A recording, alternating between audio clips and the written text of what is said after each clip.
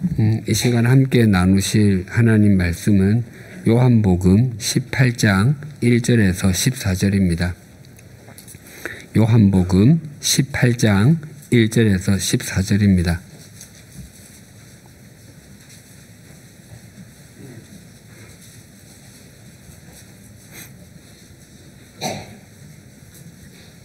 한 절씩 교독하겠습니다. 제가 먼저 1절을 봉독합니다. 예수께서 이 말씀을 하시고 제자들과 함께 기드론 시내 건너편으로 나가시니 그곳에 동산이 있는데 제자들과 함께 들어가시니라. 그곳은 가끔 예수께서 제자들과 모이시는 곳이므로 예수를 파는 유다도 그곳을 알더라. 유다가 군대와 대제사장들과 바리새인들에게서 얻은 아랫사람들을 데리고 등과 횃불과 무기를 가지고 그리로 오는지라. 예수께서 그 당할 일을 아시고 나아가 이르시되 너희가 누구를 찾느냐. 대답하되 나사렛 예수라 하거늘 이르시되 내가 그니라 하시니라. 그를 파는 유다도 그들과 함께 섰더라. 예수께서 그들에게 내가 그니라 하실 때에 그들이 물러가서 땅에 엎드러지는지라. 이에 다시 누구를 찾느냐 물으신데 그들이 말하되 나사렛 예수라 하거늘 예수께서 대답하시되 너희에게 내가 그니라 하였으니 나를 찾거든 이 사람들이 가는 것을 용납하라 하시니 이는 아버지께서 내게 주신 자 중에서 하나도 잃지 아니하여 싸움나이다 하신 말씀을 응하게 하려 함이러라. 이에 시몬 베드로가 칼을 가졌는데 그것을 빼어 대제사장의 종에 쳐서 그 입주피를 베어버리니 그 종의 이름은 말고라. 예수께서 베드로 들어 이르시되 칼을 칼집에 꽂으라. 아버지께서 주신 잔을 내가 마시지 아니하겠느냐 하시니라. 이에 군대와 천부장과 유대인의 아랫사람들이 예수를 잡아 결박하여 먼저 안나스에게로 끌고 가니 안나스는 그 해의 대제사장인 가야바의 장인이라. 가야바는 유대인들에게 한 사람이 백성을 위하여 죽는 것이 유익하다고 공부하던 자라. 아멘. 이번 고난주간 특별 새벽기도회에서는 요한복음 18장과 19장을 6번에 걸쳐서 나누도록 하겠습니다. 이 18장 19절에 예수님의 고난당하심과 죽으심이 담겨 있습니다. 신약 성경에는 4개의 복음서가 있습니다. 그 중에 마태, 마가, 누가복음을 공관복음이라고 하고 요한복음을 제4복음이라고 합니다. 공관복음은 보는 관점이 비슷한 복음이라는 의미입니다. 그래서 공관복음과 요한복음은 서로 예수님을 바라보는 관점이 조금 다릅니다. 공관복음에 나오지 않는 것 중에 요한복음에 나오는 것 3가지 말씀드리면 이렇습니다. 첫째는 예수님의 공생애가 3년이라는 것을 요한복음이 밝혀줍니다. 우리는 예수님께서 30세부터 3년 동안 공생애를 보내신 것을 잘 알고 있습니다. 그런데 그것을 어떻게 아십니까? 공관복음에는 예수님께서 공생애 기간에 예루살렘 성전에 올라간 것이 한 번씩밖에 나오지 않습니다. 그래서 공관복음만 보면 예수님의 공생애가 마치 1년인 것처럼 보입니다. 그 1년 동안 예수님의 인기가 급상승했다가 급락하는 것이 자연스럽지 못하고 1년 만에 그렇게 되는 것이 가능한가? 당시는 지금처럼 인터넷이 발달한 시대도 아닌데 하는 생각이 듭니다. 그런데 요한복음에는 예수님께서 서로 다른 6월절에만 예루살렘 성전에 올라간 것이 3번 나옵니다. 2장, 6장, 11장 그렇게 3번 나옵니다. 그 외에도 더 나옵니다. 그래서 요한복음을 통해서 예수님의 공생애가 최소한 3년 이상이라는 것을 우리는 알게 됩니다. 그 3년 기간 동안 예수님께서 어떤 사역을 하셨는지, 예수님을 향한 사람들의 마음이 어떻게 변해갔는지, 예수님을 잡아 죽이기 위해서 종교 지도자들이 어떤 계략을 꾸몄는지 알 수 있게 되었습니다. 예수님의 공생의 3년, 이것은 예수님의 대속 사역을 이해하는데 굉장히 중요한 기간입니다. 둘째로 주님께서 베드로를 회복시켜 주셨다는 것을 알려줍니다. 공관복음에는 모두 베드로가 예수님을 부인한 것에 대해서 증거하는데 그가 어떻게 거기에서 회복되었는지에 대한 이야기는 없습니다. 물론 예수님의 무덤을 찾아갔지만 비어 있었습니다. 그런데 사도행전에는 처음부터 예수님을 따르던 사람들의 지도자로 나옵니다. 배신자가. 또 오순절에 성령님께서 임하신 후에는 설교자로서도 선두주자입니다. 주님을 배신한 것은 저절로 용서가 되었나 하는 생각이 들 수 있습니다. 그런데 요한복음 21장에는 베드로와 제자들의 회복 이야기가 나옵니다. 우리가 잘 알듯이 베드로는 예수님을 3번 부인했습니다. 예수님께서는 요한복음 21장에서 베드로에게 내가 나를 사랑하느냐고 3번 물으셨습니다. 그리고 베드로는 추위를 피하기 위해서 불을 쬐다가 예수님을 부인했는데 예수님께서는 숯불가에서 베드로에게 물으셨습니다. 그때 베드로는 완전히 회복되었습니다. 셋째는 요한복음은 하나님이신 예수님에 대해서 잘 알려줍니다. 공관복음, 특히 누가복음은 예수 그리스도께서 사람으로 오셔서 구원 사역을 완성하신 것을 강조합니다. 그러나 요한복음은 본래 하나님이신 분이 사람이 되어 이 땅에 오셔서 구원 사역을 완성하신 것을 강조합니다. 그래서 마태복음과 누가복음은 예수님의 탄생부터 나옵니다. 어떻게 이 땅에 오시게 되었는지. 그러나 요한복음에는 예수님을 태초에 말씀으로 계신 분으로 소개합니다. 영원한 분이십니다. 그 말씀이 육신을 입고 이 세상에 오셨다고 합니다. 또 누가복음에는 예수님께서 키와 지혜가 자라가면서 하나님과 사람들에게 더욱 사랑스러워져 가셨다고 하는데 요한복음에는 그런 자람의 이야기가 없습니다. 또한 예수님께서 겟세마네 동산에서 기도하실 때 땀이 땅에 떨어지는 빗방울과 같다고 누가복음은 참 자세하게도 묘사했는데 요한복음에는 그런 내용도 없습니다. 그래서 우리가 주일에 누가복음 말씀을 통해서 예수님의 고난, 죽으심, 부활에 대해서 우리가 나누었지만 제4복음서인 요한복음을 통해서 예수님의 고난과 죽으심에 대해서 나누는 것은 또 다른 깨달음과 은혜를 줄 것이므로 의미가 있다 하겠습니다. 오늘 본문 1절이 이렇게 증가합니다. 예수께서 이 말씀을 하시고 제자들과 함께 기드론 시내 건너편으로 나가시니 그곳에 동산이 있는데 제자들과 함께 들어가시니라. 동산은 감람산에 있는 겟세마네 동산입니다. 예수님께서는 그 동산으로 가시기 위해서 기드론 시내를 건너셨다고 합니다. 예루살렘 그 동쪽 벽과 감람산을 갈라놓는 기드론 시내는 우기 때만 비가 오는 우기 때의 그 짧은 기간을 제외하고 언제나 거기는 말라 있었습니다. 그곳은 기드론 계곡이라고도 불렸는데 지표면으로부터 약 120m 아래쪽에 위치한 상당히 깊은 계곡입니다. 그곳은 오래전부터 공동묘지로 사용되었습니다. 아버지 다윗 왕의 자리를 차지하려고 쿠데타를 일으켰던 압살롬의 무덤이 그곳에 지금까지도 있습니다. 이스라엘 성지순례를 가면 보실 수 있습니다.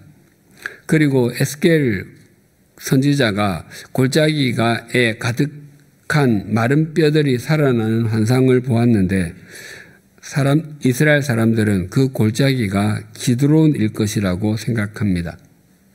그래서 이스라엘 사람들에게 기드론은 무덤의 골짜기이자 죽음의 계곡입니다.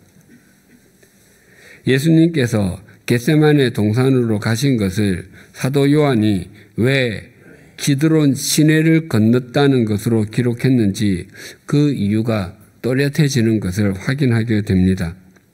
예수님은 고문과 신문을 당하시고 십자가에서 마지막 숨을 내쉬시기 전에 먼저 죽음의 무덤의 골짜기를 통과하셨습니다. 그 계곡을 지나시면서 이미 당신의 죽음을 보셨던 것입니다. 2절입니다. 그곳은 가끔 예수께서 제자들과 모이시는 곳이므로 예수를 파는 유다도 그곳을 알더라. 가끔의 문자적인 의미는 여러 번 틈만 나면입니다. 예수님께서 겟세마네 동산을 찾으셔서 거기서 기도하는 일은 여러 번 있었던 일이었고 틈만 나면 하시는 일이었습니다. 그래서 유다가 그곳을 아는 것은 굉장히 자연스러운 일이었습니다. 유다는 예수님께서 홀로 틈만 나면 찾으셔서 기도하시는 것을 알고 있었기에 예수님을 체포하여 넘길 수 있는 가장 좋은 장소가 겟세마네 동산인 것을 알고 있었습니다. 왜냐하면 그곳에는 아무도 없기 때문입니다. 있어봐야 제자들 11명이 전부였습니다. 그 정도의 인원을 제압하는 것은 쉬운 일이었습니다. 그래서 3절이 이렇게 증가합니다. 유다가 군대와 대제사장들과 바리새인들에게서 얻은 아랫사람들을 데리고 등과 횃불과 무기를 가지고 그리로 오는지라. 가롯 유다는 군인들을 이끌었고 그들은 그 손에 무기를 쥐고 예수님께 나아왔습니다. 예수님을 잡아 넘길 최적지로 알고 있는 바로 그곳에서 예수님을 생포하기 위함이었습니다. 그래서 이 2절에 유다가 그곳을 안다고 하는데 그 안다고 하는 것의 어떤 궁극적인 의미는 그 은 30냥으로 자신의 욕망, 자신의 바르지 못한 생각을 이루는 최고의 방법을 알고 있다는 의미이기도 합니다. 예수님을 포박하기 위해서 겟세마네로 가는 유다 일행의 손에 든 무기의 의미는 자신들의 욕망을 성취해 주는 도구였습니다. 가롯 유다는 살아생전 두 손으로 오직 욕망만을 움켜쥐고 살던 사람이었습니다.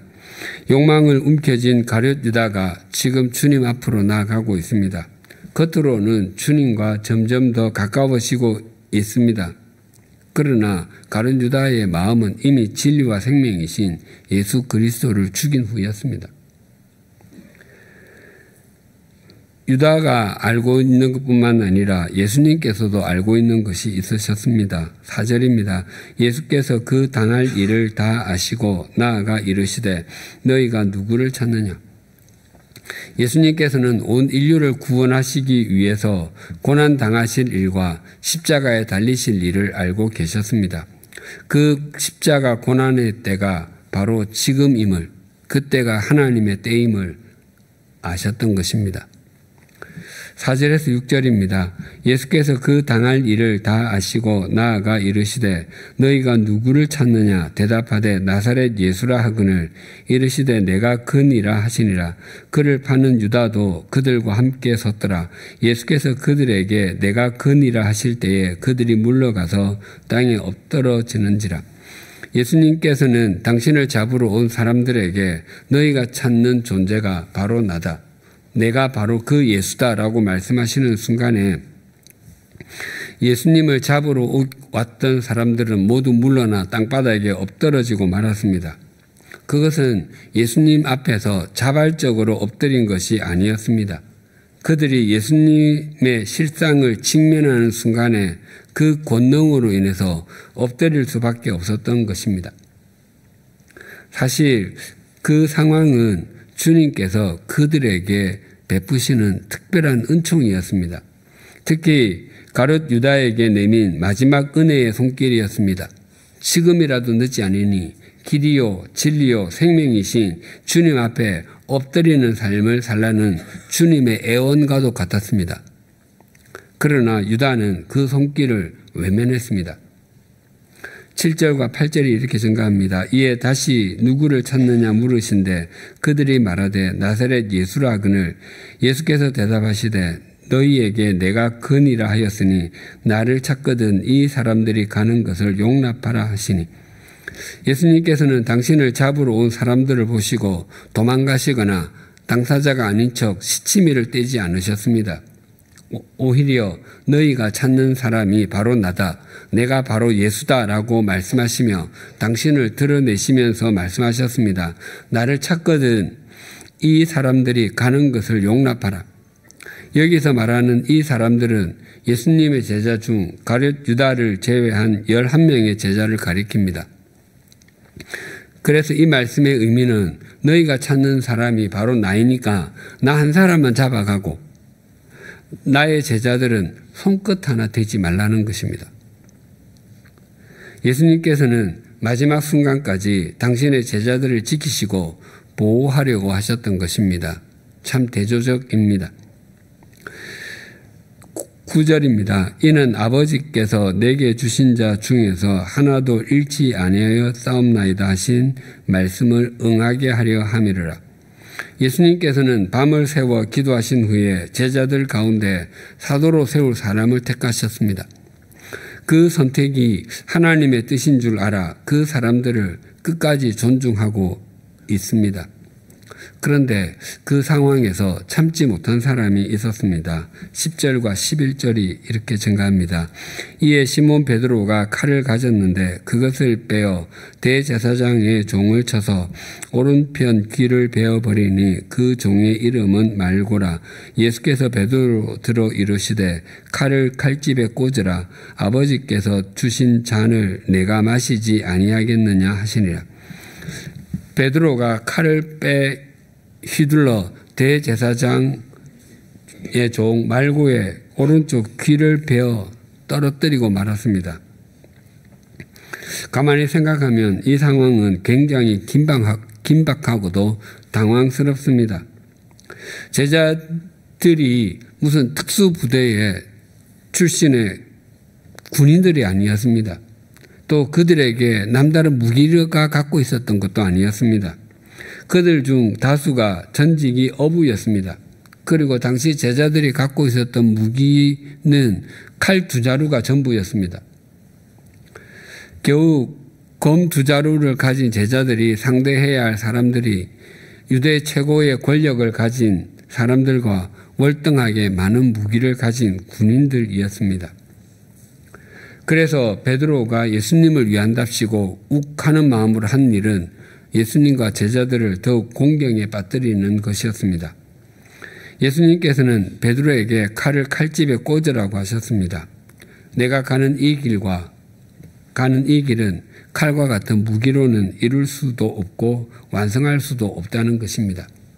물론 예수님께서 그 대제사장의 종 말고의 귀를 고쳐주심으로 국민을 전환해 주시고 제자들의 목숨까지 보존해 주셨습니다.